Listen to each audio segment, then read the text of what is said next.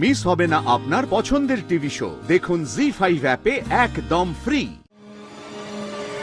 দেখেছো মা, আমি এত ইম্পর্ট্যান্ট একটা এভিডেন্স পাঠালাম, তারপরেও এই ইন্সপেক্টর অভিষেক রায় আমায় একটা থ্যাংক ইউ অবধি জানালো না।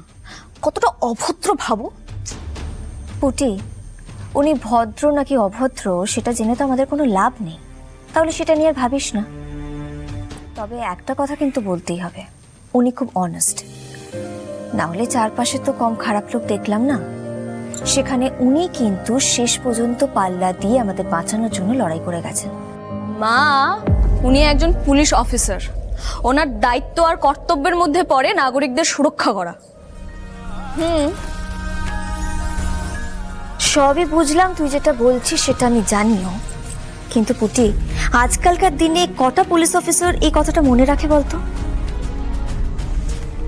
দেখ, উনি কিন্তু সত্যিটাকে খুঁজে বার করার জন্য ওখানে ছদ্মবেশ নিয়ে গিয়েছিলেন, আমাদেরকে প্রোটেক্ট করেছিলেন, শেষ অবধি ওখানে ছিলেন।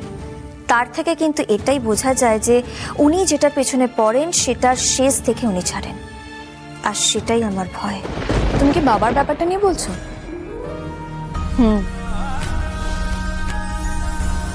আচ্ছা পুটি, তোর সঙ্গে যে ওনার সৃজনকে নিয়ে কথা হয়েছে, এই কথাটা তো তুই আমাকে বলিসনি আগে। মা বিশ্বাস করো, আমি না বলতে চেয়েছিলাম, কিন্তু তোমায় যদি আমি ওই কথাটা বলতাম তাহলে বোমা ছোট্টর কথাটা উঠে আসতো, আর বোমা ছোট্টর কথাটা উঠে আসলে তুমি সব জেনে যেতে, আর তারপর আমাকে বাড়ি থেকে বেরোতে দিতে না, আর তখন না আমার ওই ভিডিও কালেক্ট করা হতো না, এভিডেন্স কালেক্ট করা হতো, তাই আর কি। আমি খুব ভালো করেছিস, এরপরটা এবার তাহলে তুই সামলে। মামা মামা মামা মামা মামা প্লিজ রাগ করো না মা, প্লিজ রাগ করো না। আচ্ছা পুটি, রাগ করবো না তো কি করবো বলতো? তুই কেন বুঝতে পারছিস না? তুই যদি আমাকে কথাটা আগে বলতিস তাহলে আমি সৃজনকে আরো অনেক বেশি চোখে চোখে রাখতাম। তুই বুঝতে পারছিস সৃজন আজকে কত বড় একটা গন্ডগোল পাকিয়ে এসেছে? আবার আগ বাড়িয়ে বলে এসেছে তোর ঠাম্মি নাকি হিন্দি বেল্টের মহিলা। আমি যে এখন কাকে সামলাবো আমি কিচ্ছু বুঝতে পারছি না। তোর বাবাকে আমি বাংলা শেখাবো নাকি তোর ঠাম্মিকে আমি হিন্দি শেখাবো আমি কিছু বুঝে উঠতে পারছি না।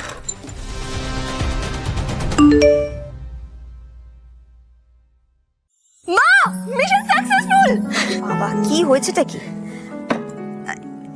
ওই যে উনি আমাকে মানে ইন্সপেক্টর অভিষেক রায় আমায় থ্যাংক ইউ পাঠিয়েছেন। বাবা, তা ভালো তো, আমি দেখে কি করব?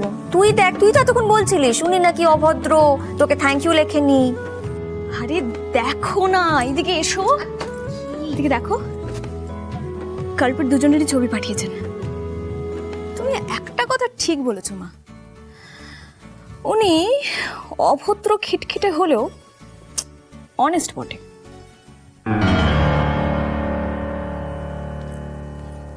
কি হলো, তুমি এরকম মুখটা করে রয়েছো কেন? পুটি, তুই কিছুক্ষণ আগে ওনাকে ভিডিওটা পাঠিয়েছিস, আর এরই মধ্যে উনি দুজনকে অ্যারেস্ট করে ফেলেছে।